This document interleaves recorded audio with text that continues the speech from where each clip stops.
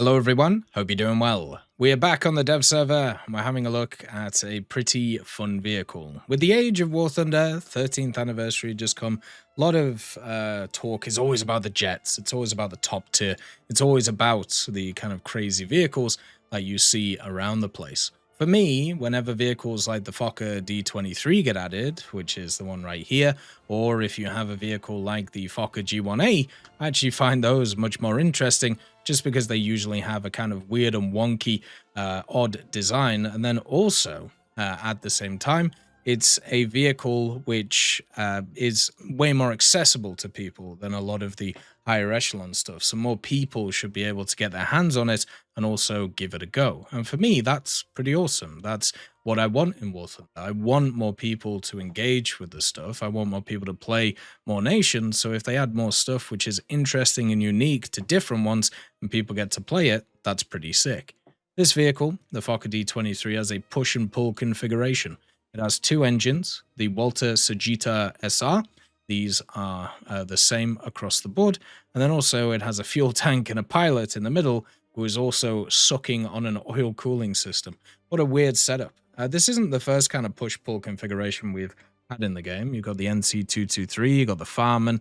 You also have some other vehicles which have the kind of backwards engine on them, or the engine mounted at the back. I think the Ascender, for example, and also the Narwhal and the Narval. It's just kind of how it is. And it's just nice to see another unique configuration with that. What I also really appreciate about this design is the fact that it has machine guns in kind of the wing areas right here. So this setup that they have, which is more similar to like a P-38, what you actually have is the guns in these areas, and then also you have guns which are sat on the side of the fuselage too. So you have a very unique setup on the guns as well. You have two 13.2mm Akans, these are the Swedish guns. Then you have the 7.92mm FN Brownings, which I'm pretty sure are the guns from Belgium. So you have a bit of everything, and since this is in the Benelux part of the French tech tree, it's nice to have a bunch of different nations which are together in a singular vehicle.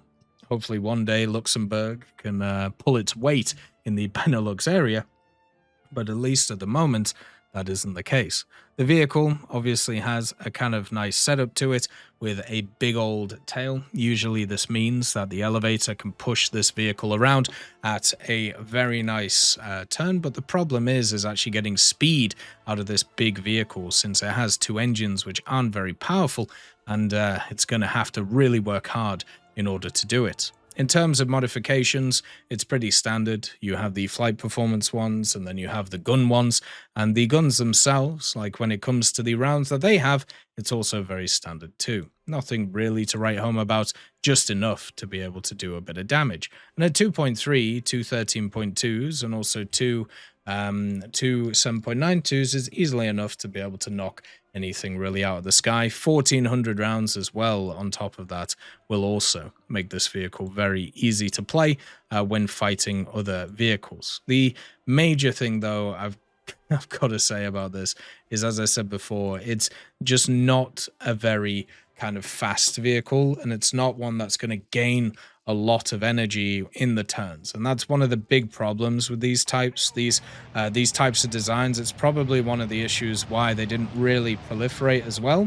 And the other part of it at the same time is the fact that the maintenance needed for these, having the engines in the way that they are. If you have a look at something like a VB1002, for example, which was the Contra, which had, the one transmission through the two engines, that thing was just hell to be able to look after, which was a problem. The actual cockpit isn't in yet, but if we have a look at the Fokker G1A, for example, I'm sure it'll come in. Maybe they will bring in a cockpit placeholder first, but you can see that the vehicle itself is kind of struggling to stay above 400 kilometers an hour, which gives you an idea of how powerful this two engine setup is. But in the terms of the turn with the rudder and also the elevator, it actually does turn very nicely, and that is something that you've got to be pretty happy about. The vehicle though still will have an issue in terms of keeping the speed because of the engines not being crazy powerful. but actually doing damage is going to be completely fine for this type of vehicle. And that, I think, is going to be the major part of it. I hope that people enjoy this thing. I really do. Like, for me, I really, really like these types of vehicles, and to see more unique ones in the game instead of another F-15 or another Su-30 or another JH-7, I think it's really cool that, and we need to celebrate the kind of unique designs that Gaijin add in, because there's so many people who always talk about how bad it is, all of the copy-paste nature of the game nowadays. Well, here is a unique vehicle that, you know, is coming into a tech tree that isn't played as much as other ones. It's definitely time for people to give them a go and to play them and have a bit of fun. That, to me, is the most important part. Put the time where the mouth is. As always, I hope you have a wonderful day.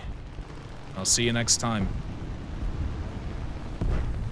I'd just like to thank GMG Smiley, CD Beans, Chieftain Mike, EMN3 Galaxy, Tulio Pontecorvo, Brendan Quinn, Carrion Crow, Gus Irenicus, Pyman, Wartinder, Teddy, Daniel Stanton, Martinez, B. Young, Ozzy Panzer, Alan Hacker, Liam Shear, Opium Prime, Lafouche, Sem, Aslan, Uncle Bean, and Derek R. for supporting the channel.